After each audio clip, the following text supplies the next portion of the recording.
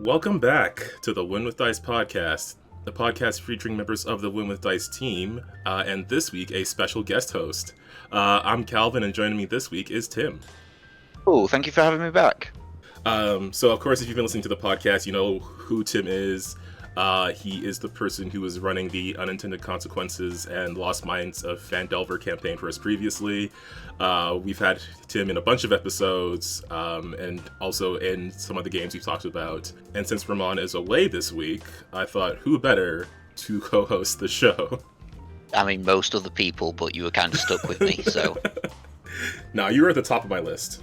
Oh, well, thank you very much. So this week, we're going to get into the rest of the Gen Con news related to Pathfinder and Starfinder, because of course we had to skip some stuff last week so we could cover Rage of Elements, which we will probably talk about a bit this week. And also perhaps some bonus Starfinder stuff, if we have time for it. But before we get into all that cool stuff, we have to get to the most important part of the show, the Win with Dice weekly GM tip of the week. Yes, the Win with Dice weekly GM tip of the week, brought to you by me this time. So, Last episode, you were talking about, what to do in a really world-heavy lore campaign, such as if you were to run a game in Galorian, running actual Pathfinder modules, and thinking, well, there's a lot to go there. What happens if you go wrong? And, you kind of mentioned, like, you'd feel a bit like you would want to know absolutely everything there is to know, so you didn't give your players any incorrect advice. Mm-hmm. And I had a couple of thoughts on that matter. So both of them are Calvin, man, you're overthinking it too much. is the short version. So your options, as I see them, are your players do recall knowledge checks to try and work out things that their characters might know, and sometimes they fail and they remember things that aren't true, or they can't work out something about the history of the place. And I think it's totally reasonable that NPCs that they meet will also not necessarily know the things that have happened in the world. So, if you're wanting to set a campaign in Pathfinder or Starfinder or whatever, literally anything else that's got some pre-established history to it, and you say something wrong and it turns out, oh, actually there was this other thing that conflicts with that, you don't have to just retcon it. The person they were talking to could have just been wrong. And I think that's totally reasonable. Not everyone's an expert on the world that they're in. And I think that's fair enough. And the other way you can deal with it is just say, Lord be damned, this is my campaign now. So in the Lost Minds of Phandelver thing, it's a D&D game that I was running in Pathfinder because that's what everyone, you, Ramon, and everyone else had learned. And basically the only thing that exists for it anymore is I've just kept the map. Everything else is all, the history that I'm making up for it, the people that you're encountering, the scenarios. None of it's got anything remotely related to what Wizards of the Coast had planned, other than the map itself, because I do not have the patience to draw an entire new world map. Which is entirely fair. Yeah, I mean, you say that, but I feel like you would have drawn an entire world map. In fact, you have drawn entire world maps. Yeah, to be fair though, I mean, that's been in a growing process over several years. When it first started, it was just 2 points on the whole map. Okay, fair enough. But yeah, you make a really good point, just taking it and just doing whatever with it, whatever fits what you want to do, or whatever is more interesting for the characters and things like that. I think I was just you were right. I was overthinking it. I was so caught up in I have to have all this information in hand and be prepared to display it if necessary. But also, I sometimes can't do that for my own stuff, because I gotta check my own notes sometimes of, this particular place or this particular piece of history. Or I forgot that I gave two organizations, I called two organizations the hand at one point. So yeah, I mean, that's entirely fair.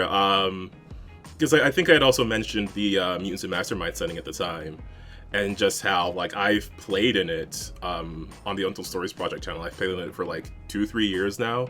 And I still would feel nervous running something in it. And I don't know, you're probably right. I'm just overthinking it. I should just do whatever is fun and have fun with it. Yeah, exactly. I mean, your players aren't going to be like, actually, I've gone and played with someone else, and the rules are slightly different in that, and you've done it wrong. No one's going to do that. And if in the unlikely chance that they do, stop playing with that person. That's not someone who's you're going to have fun with. Yeah, like no one I've ever played with in person or online would like actually do that. So No, me neither. Me neither. I think I don't know if people like that actually exist, or if it's just a running joke.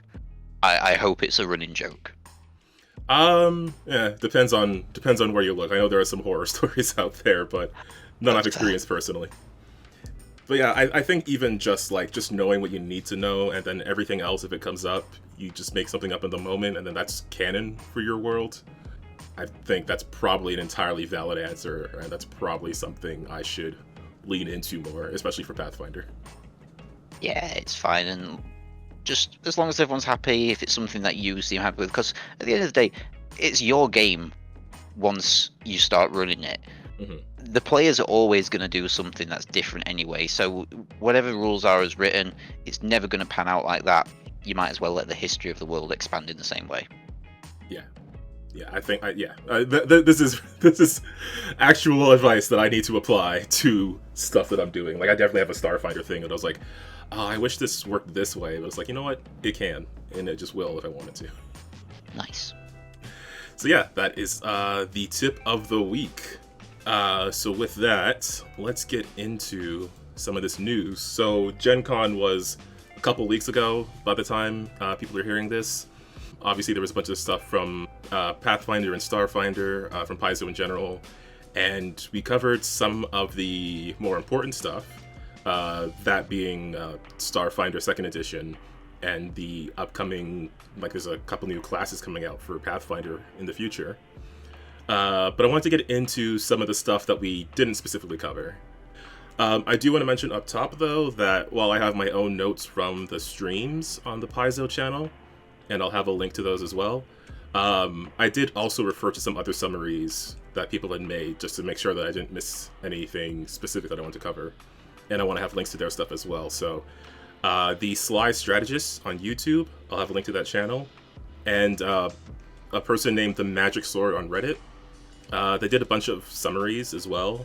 And they often included links to the American Library Association, so because of them, I'll just include a link to that as well in the description below.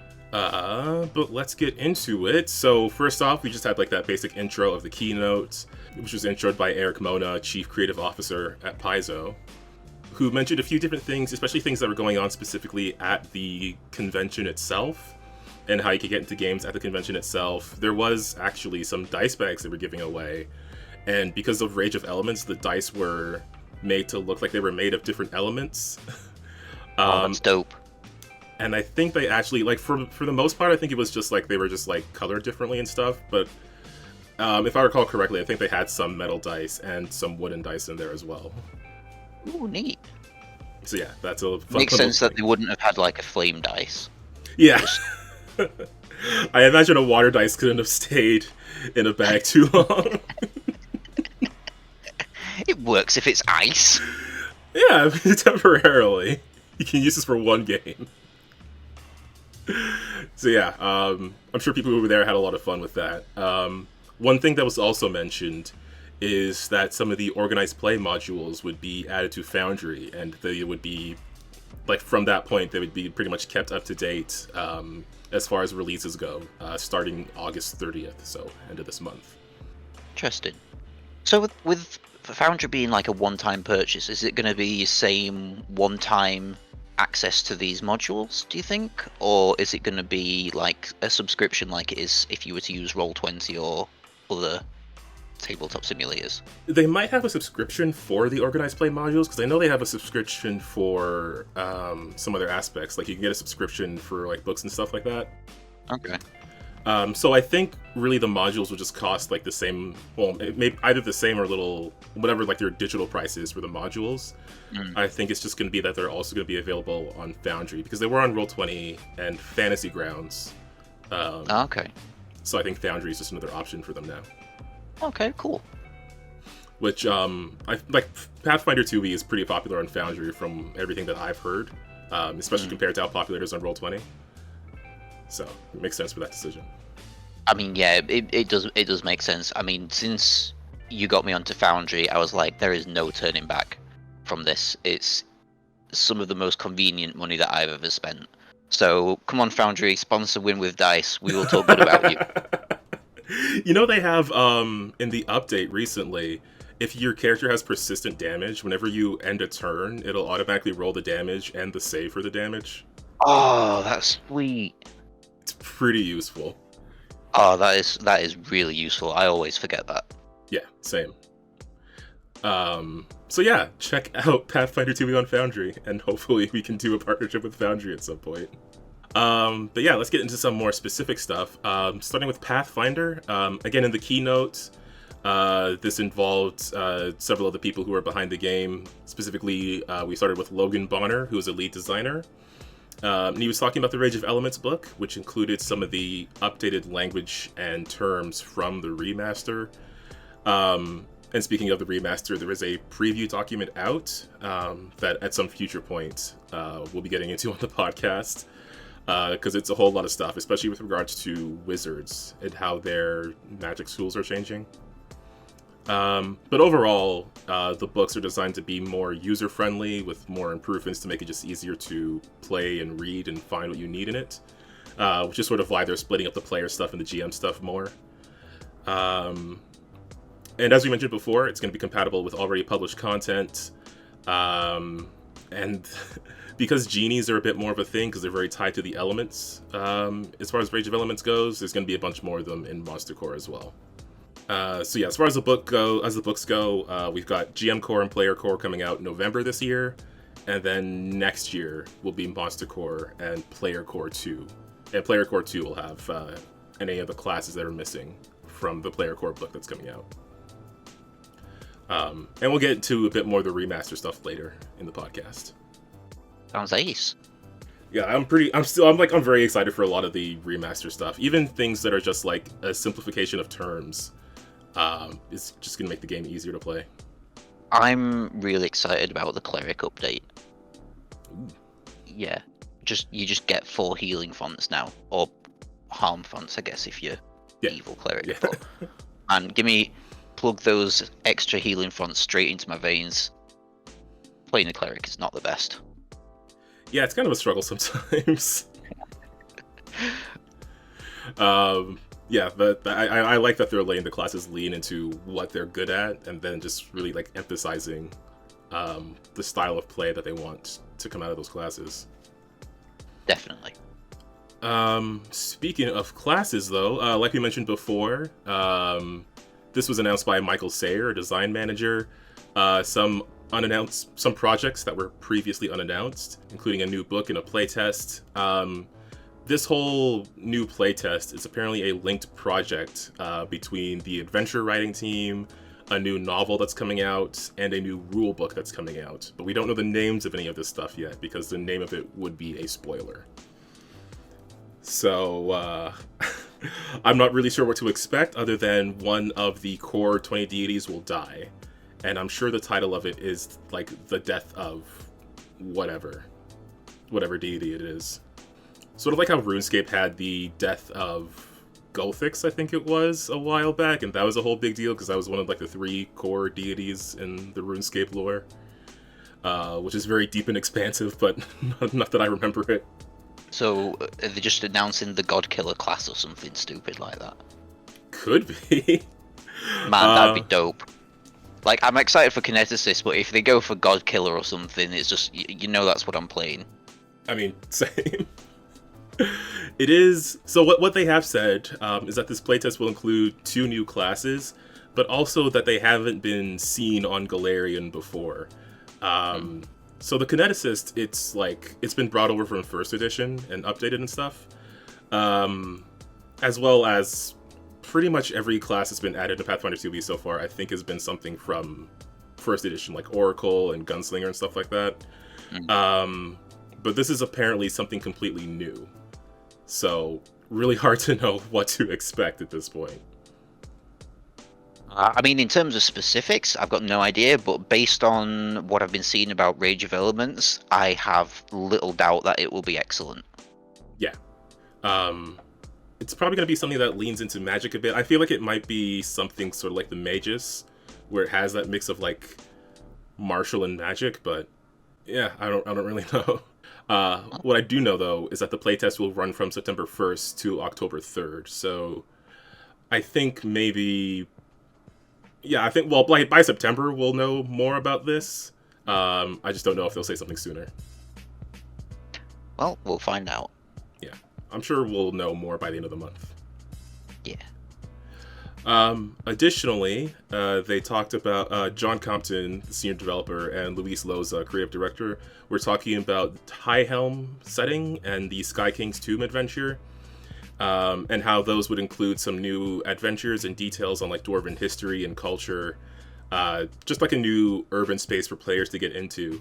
There was an offhand comment actually that I think it was a mention of how during the whole adventure you could do the entire thing without seeing actual sunlight. Okay. So I think it could be an interesting adventure. We don't usually delve too much into the actual adventure modules on the podcast, but they might be something interesting to get into. Additionally, they also wanted to have specifically like non-combat encounters that impact the campaign and the story of it. One thing they mentioned was a cooking competition and like a festival that I thought would be a very fun idea. Don't let me play it. I also rather don't let me run it. I will bring back the Goblin Chef. Oh, well now you have to. Yeah, I like silly stuff like this. I like when they just, because I'm sure if they include something like that, it'll have like some very light mechanics for it, and I just really like that sort of thing. Like, here's a little silly thing you can do, and here's some actual mechanics for it if you want to run it. And that just makes doing that sort of thing a lot easier. A lot of the society games do have things like that. Not cooking specifically, but things like that. So the last society game I played, I had to write a poem. As you know, all my character was writing a poem, and I did for the sake of it. But it's like, you know, I think that's an interesting way of, and then, you know, if you do well, you unlock stuff for the rest of the game. So yeah, I think that'll be fun. It's not wholly unprecedented, you know, based on that other stuff. But I don't think you've played much in the way of, like you said, you've not played much in the way of modules. So yeah, give it a try at some point. I have, after hearing more about it, I have kind of been wanting to get into like the organized play stuff. I think also just part of it is like, you know, making sure I know the game well enough and things like that. But I mean, again, you can just show up there and have fun. Yeah. Especially like hearing about how it's sort of like a meta campaign, like this overarching world that everybody is taking part in, and how different tables can have different effects on it, I think is very interesting. That's something I actually want to get into with the organized play news. Okay, cool. Well, I'll shut up about it and we can deal with that then. Okay, well, let's actually get into the organized play stuff now. Oh, that was fast. I'm just... yeah, we'll cover the organized play stuff just because I have that in my notes before the Starfinder stuff. So Alex Speedell and Linda Zays Palmer, who are the organized play coordinator and development manager for the narrative team, they were the ones who were basically talking about what was going on with organized play. And again, they were talking about how it is a living world campaign that players can come in and out of with their characters. And of course, because like the Pathfinder Society rules I'm aware of, I haven't delved too deep into them, but I know that they're meant so that people's characters are always compatible with whatever game they end up going into. And again, like you can gain like reputation and bonuses and stuff that you can carry into other games. And as I recall, there are things that are like, you have this specific boon or this specific bonus, and it might be able to apply in a future adventure. Yeah, absolutely. I mean, we can... I do play society games, so I can talk a little bit about that, but I don't want to steer us too far off, you know, the announcements that we've got. So, maybe, I don't know, maybe... How do you want to approach that? We can get into it, because the new stuff is, like, mostly future stuff, so I'm actually very curious about, like, presently going into organized play, like, what the experience is like for you. Okay, cool. Well, I'll give you a brief rundown of the basics. So for anyone who's listening who doesn't know what organized play is, they'll get a bit of an idea of that. So organized play is basically turn up and play a game with people. You can do it either online or in person, depending what's available near you. It's run by people who report the games back to Paizo themselves. So you would register your character on Paizo. You don't have to give them the whole character sheet. It's just, this is my character, this is the class, this is the level that they're currently at, kind of thing. And then you just bring your character sheet along to these games that you've signed up for. They'll get run by a GM. They'll take down your ID number for your character, log that back. That goes onto Paizo, and then as you keep playing games, you keep accumulating like experience, boons, and such, and you can cash those in. So in your normal homebrew game, you might be like, "Hey GM, I want to access this uncommon thing," and then you as the GM is like, "Yeah, cool, you can have that." So in your society games, it's more like actually you've got to play enough games to earn it. Mm-hmm. So you don't have access to uncommon or rarer items by default. You've got to play enough and then go and acquire them through the points you've earned through playing. So, for example, if I want to be a catfolk, you can't start having your first character as a catfolk. You've got to play enough as one of the core characters, and then you've got to get 80 points, which I think is, like 4 or 5. I'm not exactly sure, but I think it's like 4 or 5 sessions. And then you've got the points to be able to unlock that. You can also use them for getting certain weapons or archetypes, various other things as well. So, it's an interesting way of doing that. You don't level up in the same way either, so you think typically your XP is like 1000 XP and then you go up a level. Mm-hmm. And that'll be based on, what enemies you've fought or whatever else. In this, it's just you do 3 sessions and then you can go up to advance to your next level. Okay. But it's fairly straightforward. So your session is like about 4 to 5 hours. If you're used to running a whole campaign, which I mean you are, Calvin, but for listeners as well. So these are all pretty much self-contained 4 to 5 hour modules or shorter scenarios. If you're doing, say, a quest in Pathfinder or a bounty in Starfinder. Sometimes there are multiple parts to this, but it's like, no, here's part 1, this is going to last 4 or 5 hours, and then you can go and play part 2 another time, and you can play part 3 another time, or even in a different order. Everything's got a level, so you might have, this game can be played by characters level 1 to 4, this game can be played by characters 3 to 7, or however that works. And the GM of that game will be like, oh, okay, we've got this many characters at this level, this many at this level, and they'll balance out the enemies that you're fighting accordingly. So Okay. it's pretty good in that respect. I think it's a really good way of making friends. Quite frankly, there's some really cool people who I've met at the one near mine. They're really helpful in terms of the stuff that I didn't know about Paizo and the different games. And also, if you don't have enough people to play one of the games on yourself, it's like, you know what? I've got a couple of friends, but not enough to run a full game. Let's just head over to one of these. Yeah. And yeah, I think it's pretty decent. There is another change that I think you'll be interested in. So you don't just get given items like you do in a normal campaign. So you're rummaging around a dungeon and you find this +1 sword. You don't get to keep the +1 sword. So in the society games, you are basically a member of one of the Pathfinder or Starfinder factions, and you report back to your faction leader, kind of thing. I think the general idea, narratively, as I see it, is anything that you find on a mission, you report back, you hand it back over, you get paid gold for doing the mission. But by having found these items, you then have them accessible to you for your character to then purchase with whatever gold that you've earned. So it's a little bit weird that you don't just get given things, I guess. But that's my way of making that narrative work.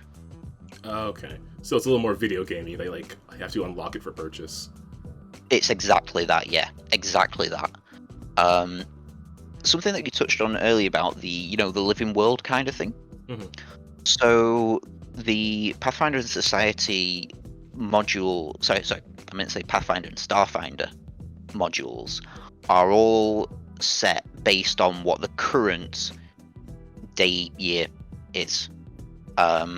So for Pathfinder, you literally just add 2,700 years to whatever today's current date is, and that's the in-game year. Right. So a game that's published, so for example, Rage of Elements, that's now published, will be set a year after whatever was released this time last year. Right. So if you're playing along these games, that's the kind of storyline that you're going along with, and then Starfinder's another however many thousand years in the future. Yeah, if I recall, they have like a whole gap timeline and thing for Starfinders. Well, I mean, actually, I don't know how it applies to organized play. But when Starfinder came out, it was like the year was 317 years after the gap. And it was like 2017, so I assume that's what they've been using. Yeah, it's something like that. I don't know if you have to add like another 2,000 years onto whatever the Pathfinder year is or something, but it's so as of, are we allowed to say when we're recording this? Sure. Okay, yeah. So currently it's the 12th of August, which means that in Pathfinder it's the 12th of Arundus 4723. Mm-hmm. So it literally just follows that along with whatever games. So I think it's an interesting way of like progressing the ages of the characters in the modules and whatnot. Okay, so does every module, is it like made to like take place over the space of a day basically, or not a specific day, but it's like this is, it's essentially around like the time it's released is when that event happens, more or less. Okay. You had also mentioned something I was very curious about. Like, you had mentioned, like, Coutfolk being an unusual ancestry. So if you unlock it, does that mean, like, you can make a new character that you have to... Yeah, you can make a new character with that. There are other ones where it's like, oh, okay, you unlock this ancestry instead. So I think Coutfolk is specifically, you can build a new player character with that. Mm-hmm. There are ones where I think you get access to unlock... like this kind of background heritage that you can apply retrospectively. I think it's not something that I've not cashed any of them in yet. I'm kind of like building them up and to get my automaton. Oh, fair. Oh, yeah. So you have to build up with like a certain number of points for that. Yeah. So automaton's quite. I think because it's rare, you've got to get a lot more. So, for example, Catfolk, you've got to get 80 points, but Lizard Folk, you've only got to get 40. And for Automaton, it's like a whole 160 different points for that kind of thing. So that's kind of how that works. But it's not just ancestries. So, for example, you can gain access to, the Rune Lord archetype if you've played the Rune Lord specialized campaigns. Mm-hmm. Or you can gain access to an uncommon item from the Fumbus comic, from the Dynamite Entertainment stuff. That's 20, but you'll get access to that for all of your characters, I believe. So different things work different ways. It's like, honestly, there's like a huge amount of stuff that we don't have time to explain a lot of that. This, like, genuinely, this all sounds super fascinating. I kind of wish I'd gotten into this. I think I might have to just pick this up, especially once it comes to Foundry. Like, I might have to like pick this up as a hobby or something I do regularly. If I can do it online. They do them online. I'll happily play along with you if you're not sure. It works exactly how you think it works, man. It's Pathfinder. Yeah, I'm really interested in like all the mechanics of like earning different equipment and stuff like that, and then carrying that across a living world campaign, and then being able to interact with like other people's characters, and then coming in other people's games, and just having your character meeting other characters, and then doing these adventures, and as you had mentioned, like doing things in them that aren't necessarily combat play, but have other mechanics added to them. Yeah, and they're usually pretty easy going. Like, you can try whatever you want. So for that poetry one, I'm not there trying to use my charisma roll. It's like, well, actually, you can try and use whatever your stat is as long as you can make it work. So my character, Cloistered Cleric, was using their religion and made a little poem about Sarenrae. And then other people were using stuff that they could do, so they might have been using their society role, which was really high, to make something about like the area that they were traveling in to make impressions on these people. There was another one where we're trying to persuade some diplomats from what is essentially Pathfinder America to say, hey, we're pretty cool guys, let us help you out with this thing. And we've got to appeal to their own individual things that they like, but they've all got different, priorities in terms of maintaining what is essentially Native American culture, but Pathfinder. So I can't remember what that was supposed to be. Versus, let's integrate with the rest of the world. Versus, I don't care about any of this. I just want to learn about war. And you got to discover that kind of information about these people. So there's me rolling terribly. But thankfully, you play with enough other people, you get these passes, and it works out. All right. Or it doesn't, and then you don't get all of the boons at the end of the game to take forward into future campaigns. Oh yeah, because they would give you like different individual boons. Yeah. And then you can apply. Yeah. Oh, okay. Yeah. I think I'm gonna have to. I think I'm really gonna have to try this out. I think we'll go more into it. I think after, because I think I've said everything that's necessary to say about how they work. Mm-hmm. I'm aware that we've got a lot of stuff that you want to cover on this podcast. Oh, true. Yeah. Sorry, I was going to even do this. Yeah, same. Yeah. Okay. Well, that is a project for future Calvin to look into. But as far as news goes, there was some mention of some future stuff coming to both Starfinder and Pathfinder Society. Starfinder Society currently is electing a new first seeker of the Starfinders, so essentially a new leader of the Starfinders, who is going to be chosen from a group of specific player characters. And each of them will have like a mission that they can assign to different groups, as well as their own individual identities and goals and things like that. I'll add a link to the place you can go below for anyone who's interested in that, but you can actually go there and vote for which character you want to be the new first seeker of the Starfinders. Yeah, I like how they've all got their own manifestos and everything. Like a real election kind of thing. Yeah.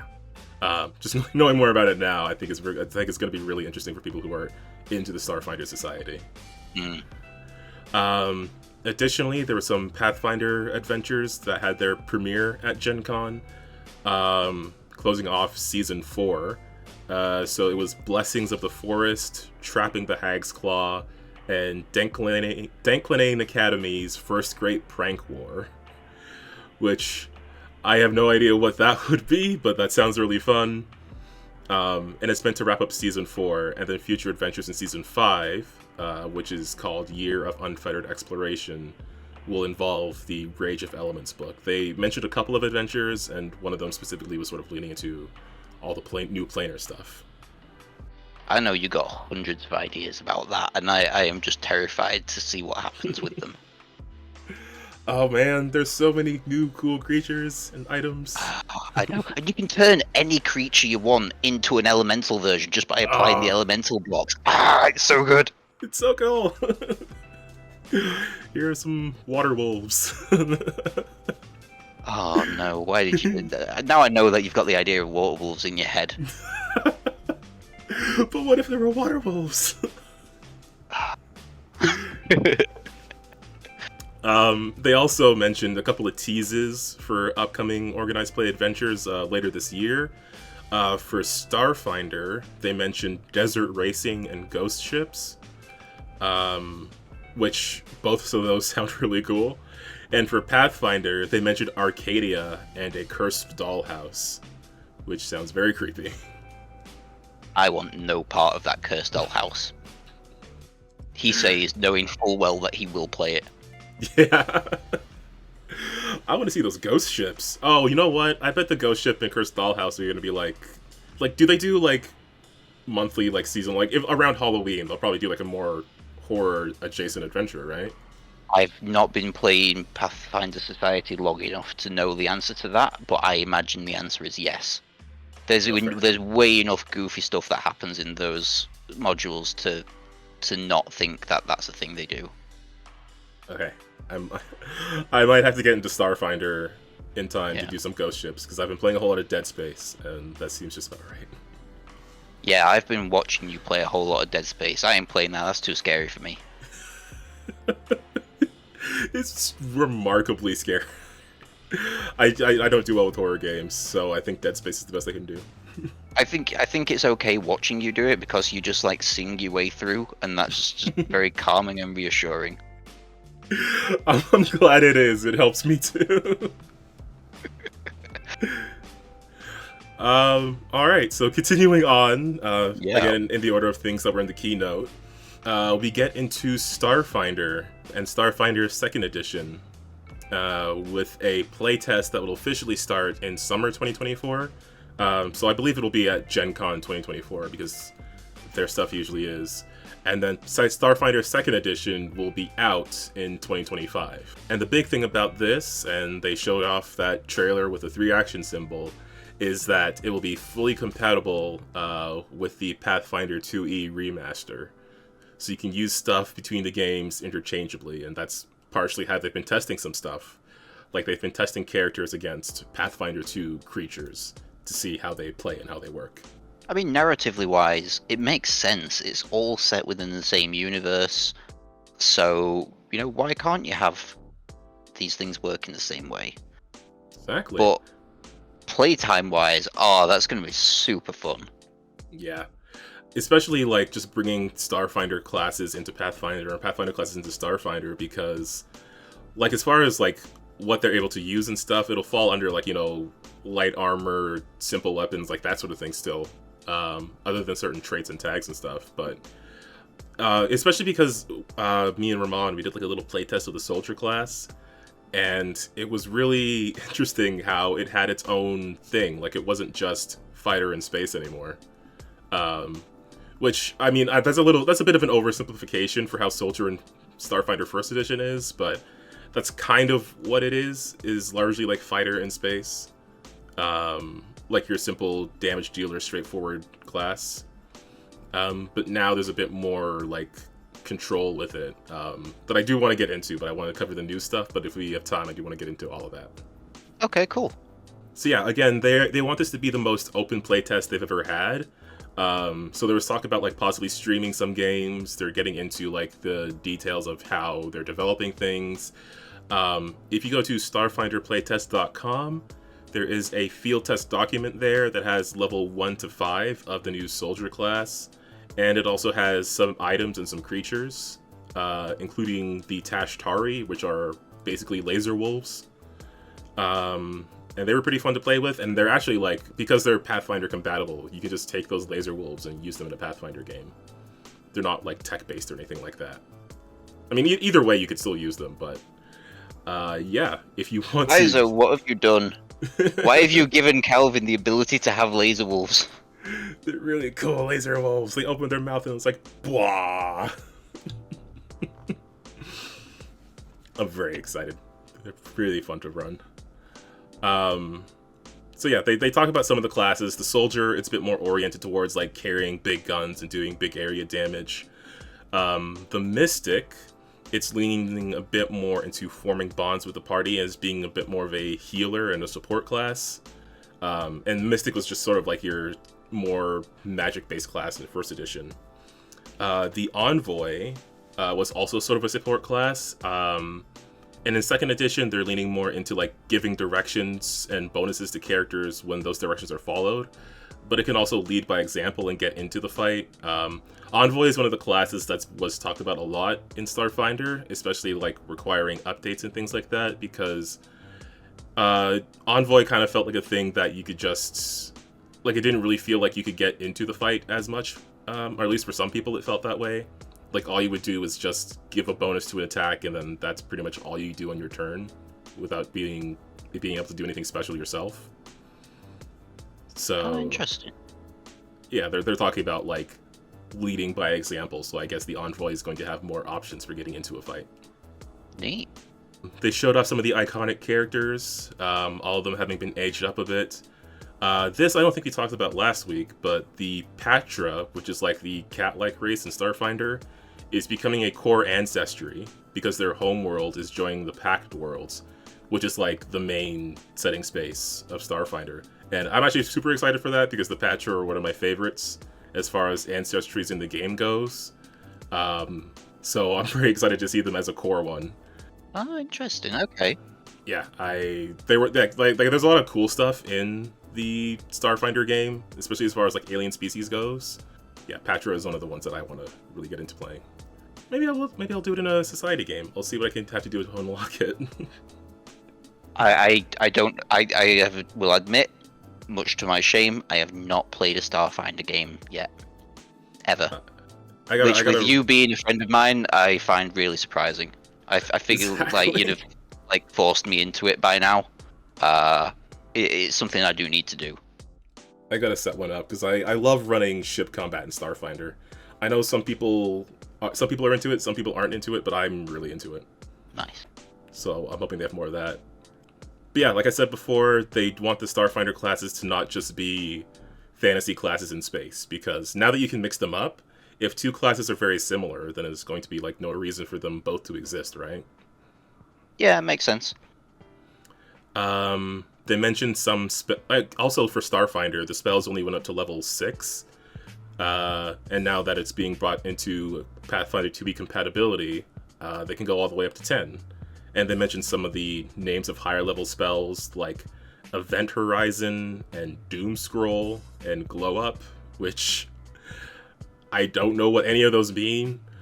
I'm very curious what Doom Scroll could possibly be, because I know what it means in terms of like real life, but I don't know what that will be in a fantasy spell. I like to imagine that it is the same thing. Like, oh yeah, here's a spell that curses you to be like permanently on Starfinder Facebook for the rest of your life, just scrolling down absolute crap.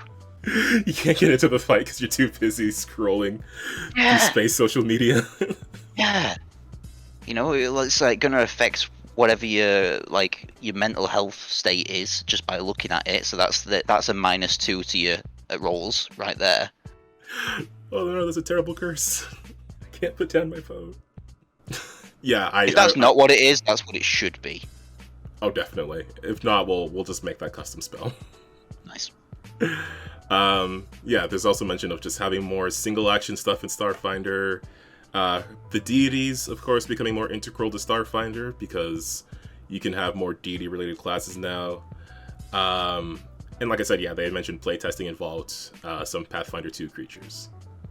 Very sweet. Well, before we get into the next thing, I did send you a question in advance of this podcast. Oh, yes.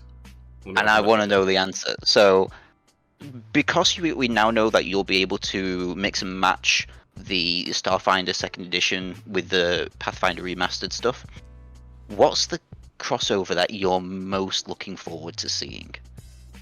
Is it going to be bringing, characters from your medieval fantasy to space, or from space to fantasy, or is it going to be being on your fantasy or space world and then bringing a enemy or monster from the other to you instead?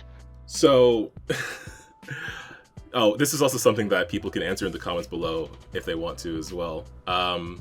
But the thing one of the first things I ever did in Starfinder, like one of the third maybe game that I ran, it involved bringing a fantasy character into space, and I just had to stat it up in Starfinder. So that is one thing that I'm very interested in, but I think what I would most like to do is to bring some sort of ancient fantasy creature, something ancient and powerful, and just have it awaken in a space campaign. And that's just something the space people have to deal with. Oh no, I definitely like the sound of that.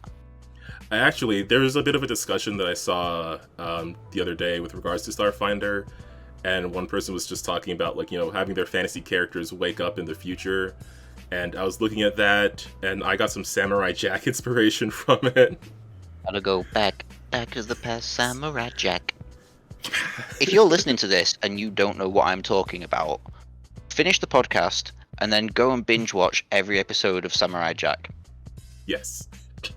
But oh gosh, how cool would a Samurai Jack campaign be? You start off with these fantasy characters, and then just you flip the script and suddenly you're in the future. Oh my goodness, why are you telling this to me? Right, you know what? I've recently got my brother into playing Pathfinder Society games and some of my own. He suggested running his own game. I'm going to try and persuade him to run that Samurai Jack game. Ooh. I'm going to persuade him. I'm going to invite you. Assuming I get him to do it, it's going to be great. He's a big fan. I so want it. I want it. Yeah. Oh, man, I mean, in terms of answering my own question, I think I got to agree with you. I'm most looking forward to the opportunity of having some like big ancient evil from way back in fantasy times come back and affect the universe. But in terms of what I'd run as a GM, man, you know I got to put you in the Cowboys versus Aliens kind of scenario. Ooh, yeah, yeah. Like, I want it. Like the aliens just show up in fantasy world and they just start messing things up. Yeah, I might even do it so you're all in the cowboy dimension with Silverona, and then they turn up just because I can. Oh no! Oh, no one should let me be a GM. How'd these laser wolves get here? Okay. Let me not derail you any further. So there was also some news on the remaster. Again, November 2023, Player Core and GM Core will be out. Player Core will have everything that players need. GM Core has all the guidelines and systems and stuff that exist in like the core rulebook or the Game Master's Guide, just all in one location. I'll just quickly list some of the stuff that's in here. As far as ancestries go, you've got Dwarf, Elf, Gnome, Goblin, Halfling, Human, Leshy, and Orc. The last two being kind of new to being core ancestries. And you also have like versatile heritages that you can slap on top of something. So you've got your Changeling, you've got your Nephilim, which is pretty much replacing the Tiefling and Aasimar. And then you have like mixed ancestries where you can just mix any two of the ancestries. As far as classes go, you've got your Bard, Cleric, Druid, Fighter, Ranger, Rogue, Witch, and Wizard as core classes, with other classes coming out in Player Core 2 next year. I'm assuming with the backwards compatibility of the remaster that you know there's nothing preventing you from using any of the other classes as currently written until remaster. Yeah, cool. Yeah. Because again, like a lot of it is just language stuff. As far as the math goes and the actions go, it's still largely the same. But a lot of it is just like flavor of trying to make the classes work more to their strengths. Sweet.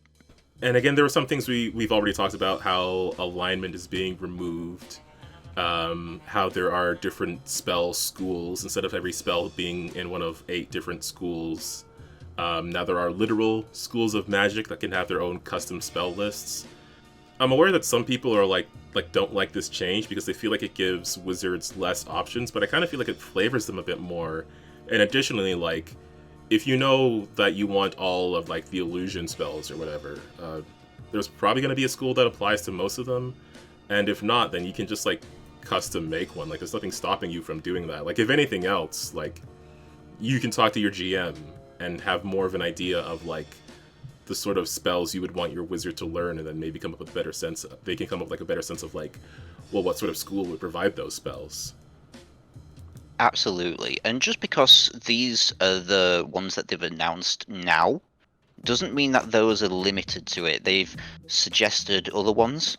I've crying out laughing at this option, but I'll let you say it. I don't want to steal your thunder.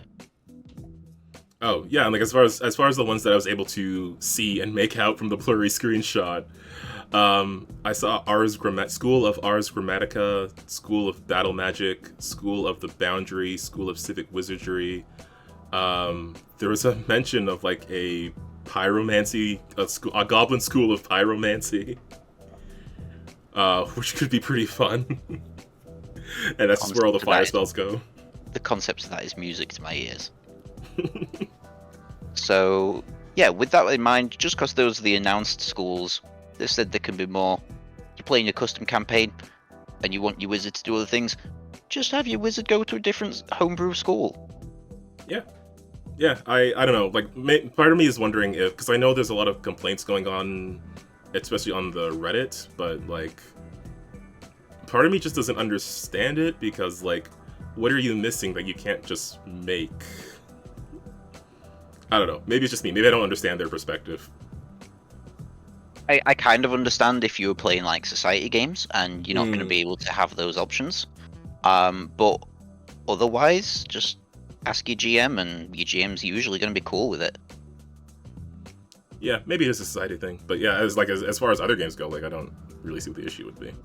Yeah, I mean, if you're doing something that's reasonable and or cool, it should be fine. I don't see why not. You go get your goblin that diploma. Yeah, go to Goblin School. Learn to set some fires. There was mention of some of the new witch patrons, and how they have more role-playing hooks and abilities for the witch familiars. So there's stuff like the Resentment, the Spinner of Threads, the Starless Shadow. A lot of cool sounding things that are also very witchly. The streamlined character sheet, which I think is actually also something I kind of wanted to take a look at. I'll put like an image of it now on screen for people who are listening. And how it has some mechanical things that are like... So one thing with regards to ability scores is that you're limited by... Like, you can get them up to 18 at first level. But at that point, like, normally you're able to put 2 points into an ability score. It raises your modifier by 1. But because they're changing it to remove scores entirely, now you just add directly to the modifier. But the game currently, as it works, is that once you get to 18, you can't add 2 in there. You have to add 1 to go to 19, and then later you can add another 1 to go to 20. And then that is when your modifier goes up. But with the change, you would sort of have to have like this halfway point between having your... Like, essentially what 18 and 20 would have been. You need to like have a halfway point there. And they do include that on the sheet. They let you put like a partial boost in a score, which at first seemed a little clunky to me, but I guess the more I was thinking about it, the more I guess I can see how that would work. Because again, you keep the same sort of balance on how the ability modifiers work, as opposed to having like a new rule in there of like you can only put your ability modifier up to a certain point once you're at like level 10 or whatever. Like, you can't have a maxed out ability score until level 10. Instead, they just have like a check mark on the sheet, which I guess would be easier to refer to for someone who just has the sheet. Yeah, I haven't looked into it in quite as much depth as that. My view of the new character sheet has been have a quick glance. Oh, that looks easier to read, and then that was it. So it is also easier to read, to be fair. Yeah, maybe I should have focused on the mechanic aspects of it a bit more. So that's something for me to go away after this session and have a look at. No, that was just like, for me, that was something I was thinking of. But you are also right in that it's easier to read, especially like the feat stuff, the feats and class abilities. Those just feel better organized to me.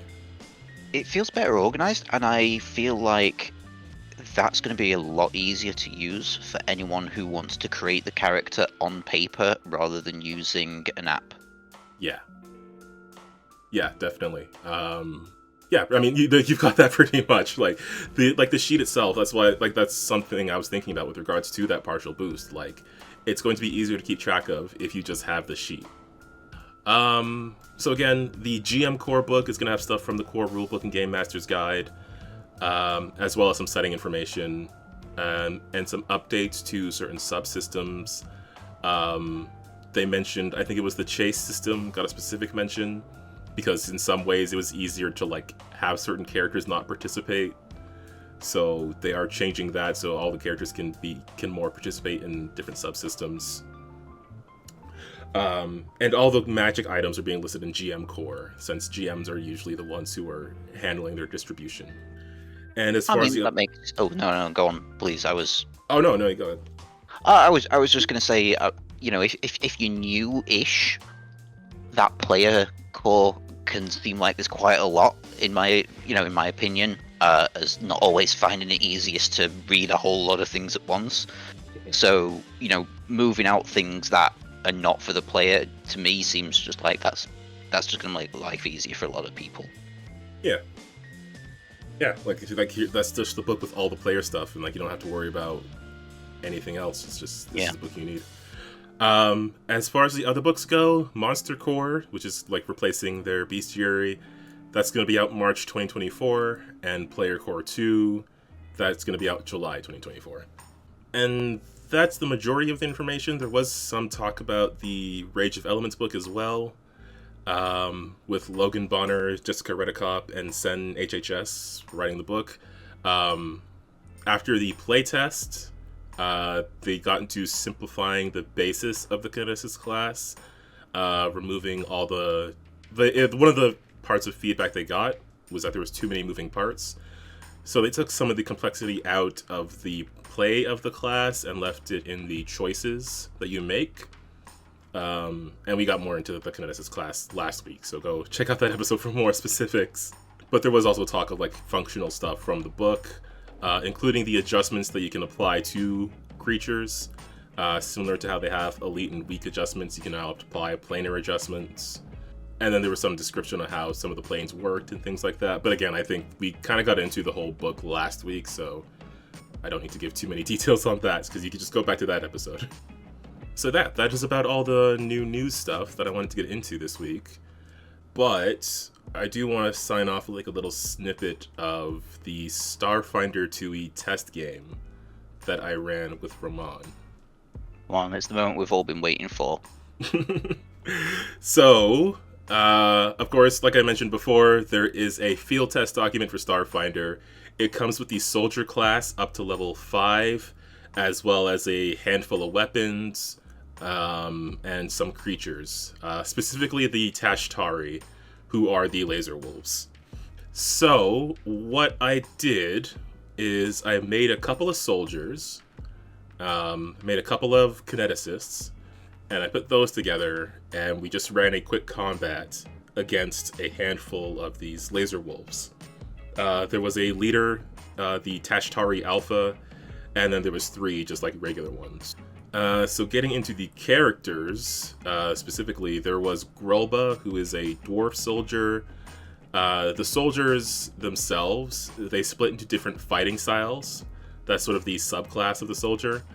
There's 3 different ones in the field test. Grolba is a bombard soldier, so that means she's more effective at using area weapons. Specifically, like if allies are caught in the area of her weapon effect, they'll get a bonus to save against it, so you can use a little less caution when it comes to using your area weapons if there's an ally in the way. Additionally, enemies that succeed or worse on their saves are suppressed. And suppress is a new condition that's been added to Starfinder 2e, and is also compatible with Pathfinder. And essentially what it is when a character is suppressed, they're basically just under like a heavy amount of incoming fire or dangerous attack that's knocking them off balance.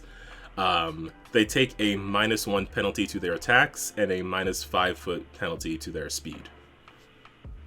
And that actually came in handy a whole lot during this combat. The second soldier that I made was Tonru, an orc, and his soldier fighting style was close quarters. So when he hits an enemy with a 2-handed melee weapon, that enemy is suppressed.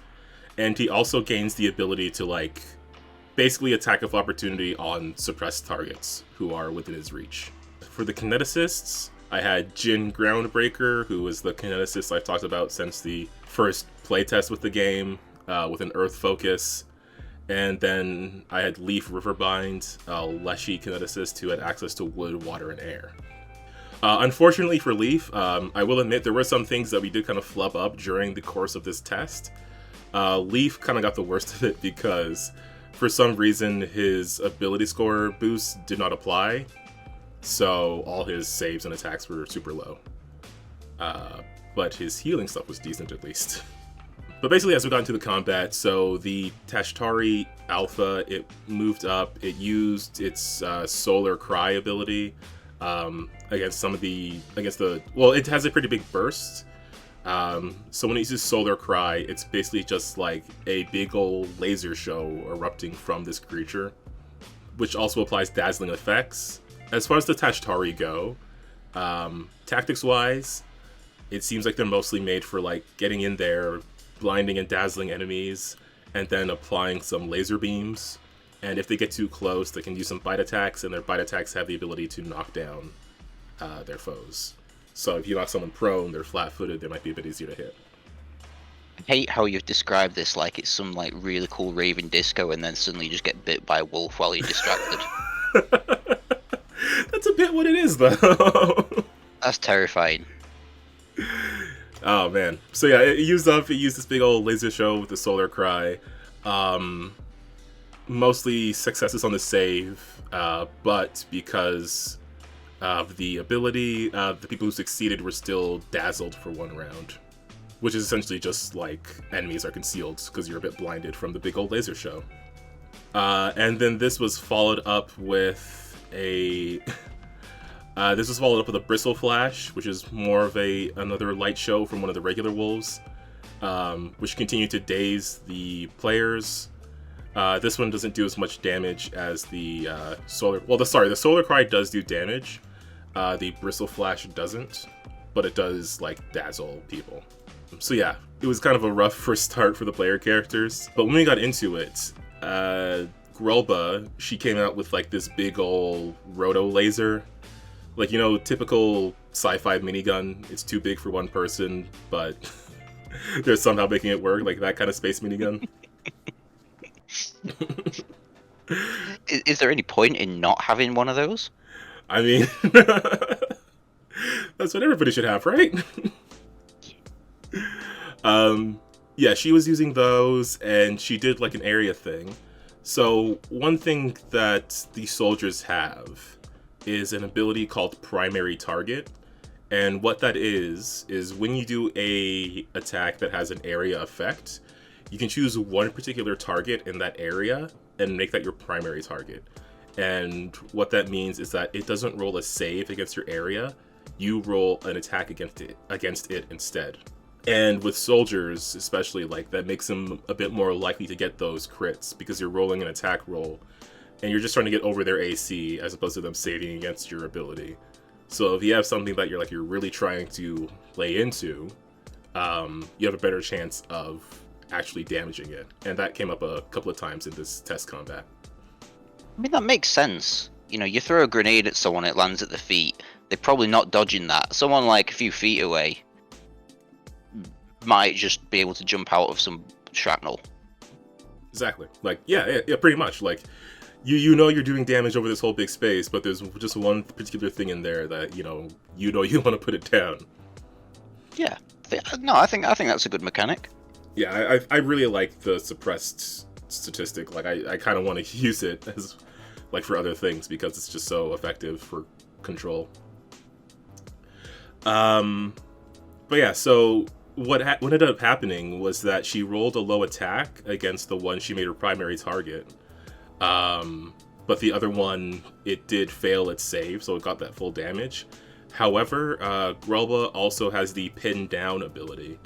So anything that's in an area she attacked previously, she can roll another attack against it, or it has to make another save against her attack.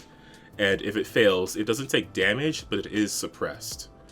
So pretty much, like, she wasn't able to get the damage she wanted, but she was able to suppress both of the enemies. So they had their own attack bonuses reduced.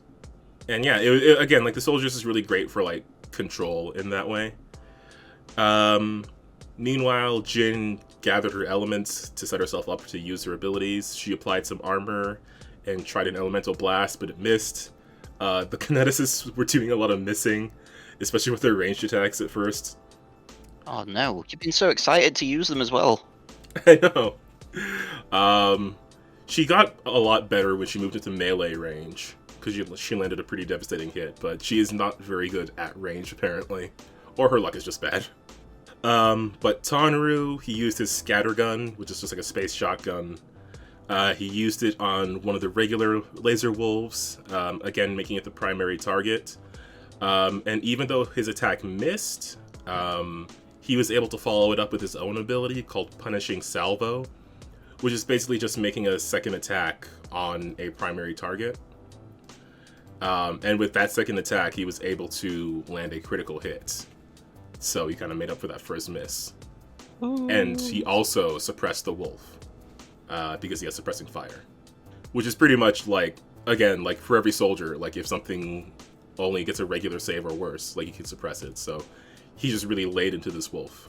And then at this point, like a couple of the wolves, they moved in to attack Tonru. He was able to he has an ability to like quick swap his weapons. So he was able to quickly swap to a two-handed melee weapon as these things moved into melee range. So that on his turn, he could just start making his attacks without having to take an action to switch weapons. Nice. In the book, they also mentioned, like, because there's a lot of species in, or a lot of ancestries, rather, in Starfinder that have, like, 4 or more arms. So there was also mentioned that you can use quick swap to switch which pair of arms you have active at a time. Okay. Because I think that's going to be how, like, multi-arm characters might work going into the future. But yeah, we got back to the top of the round there. The Tashtari Alpha, apparently it needs to be in the sun for an hour to recharge its solar cry. So instead it moved to bite Grolba, it landed a crit and it knocked her prone, and then it just kept laying into her while she was prone. The regular wolves were pretty much focusing on Tonru, just blasting him with wolf lasers. Grolba was able to respond with some fire from her weapon. She landed another crit and suppressed the target, which is pretty useful. Leaf actually managed to get some healing in, which actually, this is something that I think will be interesting with the Kineticist, because Leaf can heal like 3d8 with an action, and he can just keep doing that, unlike having to use spells or items to heal. Oh, wow. Just keep doing it? Like, there's no other clause to that? Because it's I'm pretty sure it's like a once per turn thing at most, but because it's an impulse, he can pretty much just keep using it. Oh, so it's not even like once an hour or something. It's just, wow, that's big. Yeah, I mean the specific target he can't use it on again, but he can just apply it to other characters without having to use up like a spell slot or whatever. Well, I mean, no wonder they've had to boost the cleric then if you Kineticist can do that. Fair enough. Yeah, it was the Ocean's Bomb, so one of his water impulses. So it gave 3d8 because he's level 5, and it also gives fire resistance. It also gives 4 fire resistance, which is very useful for laser attacks. Jin got a pretty good hit in on round 2, so she moved into melee range, and then she used her Elemental Blast. And Elemental Blast is a very customizable attack because it can be melee or range, and it can be 1 or 2 actions. And if you use 2 actions, you can add your Constitution modifier to the damage. So she moved up, and then she was able to use the 2 action one, so she does like 1d8, plus her strength of 4, plus her Constitution of 4. And she also got a crit, so basically 2d8 plus 16 at that point. Nice. So yeah, pretty significant hit. I'm really enjoying Jin. I kind of want to look for a spot where I could use her as a character at some point. I don't know where it'll be, but if I find an excuse, I'm going to be playing with Jin at some point. You're going to have to incorporate the Rage of Elements storyline into your own world campaign, just as an excuse to bring them in. Oh, I mean, already planning to do that. I mean, I'm not surprised. It's just you might have been working on your own sort of plane of elements lore that you were concocting. I don't know. I don't know. I kind of like what they've presented. I might just have to shift some stuff around to make it fit in my own campaign. I am both looking forward to and terrified to seeing it. As you should be. And then, yeah, the third round, we just did like 3 rounds of testing. Again, these wolves were really laying into Tonru, but he was able to use his Relentless Endurance ability, which is just like reactive from taking damage. You can choose to gain some bonus HP. So for him, it was 1d8 plus 4 bonus HP that he could just put on. And this is another new Foundry thing we saw, in that when you have bonus HP, it'll put like a second health bar next to your regular health bar. Ooh. Grolba, again, she used her automatic fire, which is that big ol' area effect with her big weapon, laying into her primary target. And this is the part where she landed a crit on her primary target, while the other one succeeded the save for the area effect and only took half damage. Because she focused on a primary target, that one took critical damage when it could have just it could have easily just saved or even got like a regular failure. And again, like this, like one of the things that comes with like some spell casting and stuff is trying to decide like, do I want to do a spell that requires an attack roll, or do I want to do a spell that requires a save? And having to deal with an enemy where it's like you don't really know which is going to be better. I like that the soldier can just choose that on the fly without the cost of a spell. It's just like in the same attack, you can basically do both things. Oh, sweet. Yeah, the wolves also, when they were attacking Tonru, there was like 6 attacks in a row on Tonru that all ended up missing. A couple of them were nat ones, which is very funny. But there was one that was a pretty decent roll, but because the character was suppressed, they got a -1 on their roll, and with that -1, the attack was actually a miss.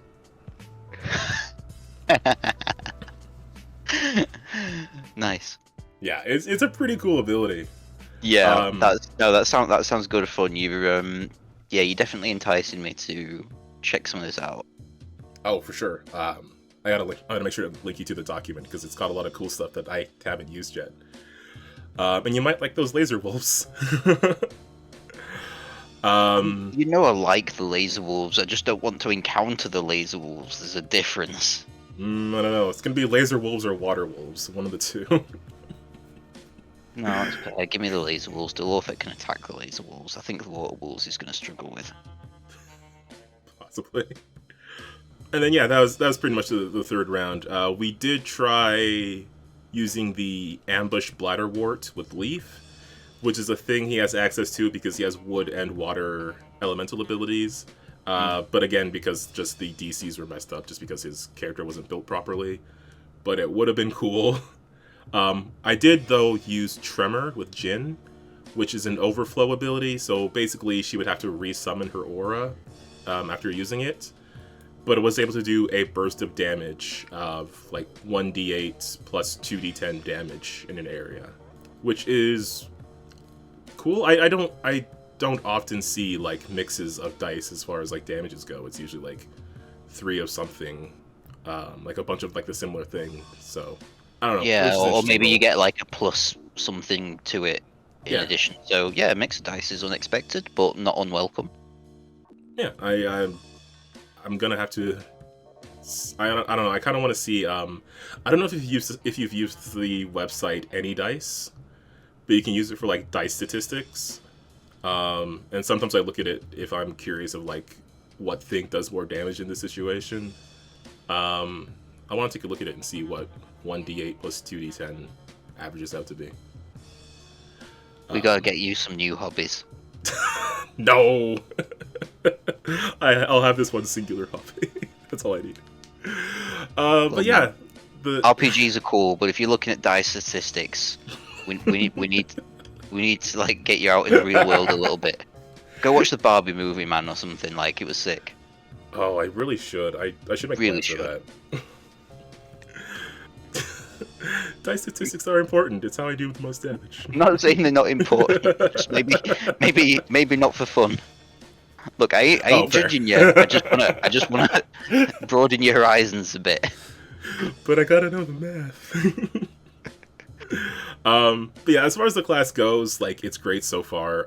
I really like suppress as a like condition, and especially being able to apply it over an area, because like they did say they don't want the soldier to just be fighter in space, and I feel like focusing on these area effects and on like holding down enemies in certain spaces, I think that really makes it feel different, because the fighter is pretty good at like doing massive damage on singular targets and things like that. Soldier so far feels like it's better at like area effects. It definitely sounds that way. Like they because they have like automatic fire and area fire, like they're very focused on area stuff. But they also have a lot of HP because they get 10 plus Constitution HP per level, but Constitution is also their key attribute, so that's obviously going to be high if you're playing a soldier. So, okay, cool. Yeah, they did get hit a lot. Tonru had like a lot of persistent fire damage on him because those wolves kept shooting lasers at him. But he was able to take it pretty well because he had like 70 something HP or more than that. I don't remember. He had a lot of HP. Yeah, he had 73 HP, so he was fine, despite being on fire. But yeah, I'm really enjoying them so far. I do want to make another one because they had 3 different fighting styles in there. So I do want to try the other one as well. But that's going to be a future thing. Well, looking forward to hearing about it. Yeah, I'll be sure to put a link to the playtest below so people can go and check it out. Because there's other weapons in there that I didn't get a chance to use. There's also a glitch gremlin in there that like messes with tech that I didn't think would be very. I wasn't sure how interesting that would be in like a Pathfinder Starfinder crossover combat. But it's a cool little creature. But yeah, that is how that playtest went, and I think maybe in the future we'll do like maybe a recording of one or something. But I don't know, it's something to think about. All right, cool. Otherwise, I think that's about it. Tim, did you have anything else you wanted to ask or add on with regards to the Starfinder stuff? I didn't know if you wanted to talk about level 0 characters at all. Don't feel obliged. It was just something that I thought was interesting. We could get into it a bit. We have been recording a bit, so I feel like it would be something that maybe if we have more room to talk about, it would be better. Oh no, fair enough then. It was. I mean, I guess the short version is there's just rules in the new remastered version to say, hey, if you want to do like a backflash. Wait, not backflash. What am I talking about? Flashback or backstory. Flashback. Oh my goodness. Yeah, we have been recording too long, haven't we? So if you want to do a flashback and be like, yeah, this is what my character was like, and then you can just like, you know, role play that old session when they like first left home or whatever else. That's basically what it is. But you know, I think it sounds interesting, and that's literally all I was going to say on the matter. Yeah, I think there are rules for it in the current GM's guide, but I'm pretty sure they're getting an update of sorts. Oh, okay. I don't know the specifics on it though, but I do remember that coming up, so I think that's getting some updates. Right, fair enough then. Yeah, I think that's all we have for this week then. Again, a lot of exciting stuff going on with Pathfinder and Starfinder. We've got these 2 new classes coming out in like a month. We've got GM Core and Player Core later this year. And we're getting whatever other Starfinder stuff is happening as far as field tests go. So, very exciting time to be into the prefix finder space. I'm certainly excited for it. Yeah, I just, man, I really want to see what that whole ghost ship thing's about. So, if you folks out there are curious about all of that, be sure to subscribe, hit the like button, all the YouTube stuff that you already know how to do. If you want to hear more about Rage of Elements or other Pathfinder games or Lancer or anything like that, check out previous episodes of the podcast. If you are into the Lancer RPG, we've got a whole bunch of Lancer third-party content creators below. We've got links to their channels, to their work and everything, including Ukuwa Station over there. Ramon was over there playing with Shaka pretty recently, and there was some mention of Field Guide to Mfukane 2, so keep an eye out for that. Additionally, I want to give a shout out to the Untold Stories Project channel, where I'm at on Tuesdays and Wednesdays, playing in their superhero games, specifically Freedom League Dark, and the Multiverse of the Master Mage, and Gemstars, the magical girls in a fantasy world. By the time you're hearing this, it will have been the finale of the finale of Gemstars is happening on the Wednesday that you will be hearing this in the evening. And it will be a 2-part crossover with the Freedom League Dark heroes, as the Freedom League Dark problems are showing up on the Gemstars world, and they have their own problems because they have a season finale to deal with. Okay, forget what I said about Samurai Jack, folks. Go and listen to that as soon as you finish this podcast. And then tomorrow, if you've not seen Samurai Jack, go watch it all. Exactly. Go do that. Gemstars is more important. Oh man, I'm really gonna miss these characters, but yeah, we're heading into the finale, and I have no idea what to expect. So go check them out. Check out the gaming streams that are going on the channel, especially Dead Space. that scary, spacey, gooey game. And I think that is gonna be everything for this week. Tim, thanks a ton for coming and hanging out. You really got me into this organized play stuff, so... No, thank you for having me. It's a pleasure to be back here. I've not been here for 60 episodes, so, I've got to work my way in and drive your YouTube viewers down, like it seems to happen when I'm here, but never mind. Nah, man. We have to get you back on after the conclusion. We will be. Well, I've been thinking. So, for any of you who have been listening, we are pretty close to the end of Unintended Consequences right now. But I don't know whether it'd be best to come back after that concludes, or after the first episode or first session of the next campaign. Ooh, maybe both. So, no spoilers, but, normally you think of your sessions as, okay, there's a big ending that we're working our way towards. And Campaign 3 is going to be more of a big opener and dealing with the consequences of that. I don't know. I kind of want to give that more room then. I think you will. So, maybe we'll do that, but we'll see how it plays out with time and things. Yeah. Yeah, like I for sure, either way, we got to have you on for the conclusion of the campaign. So definitely look forward to that, because I have some questions, I have some stuff that I'm curious about that I'll see if it gets answered in the actual game itself. Oh, they will. Ooh.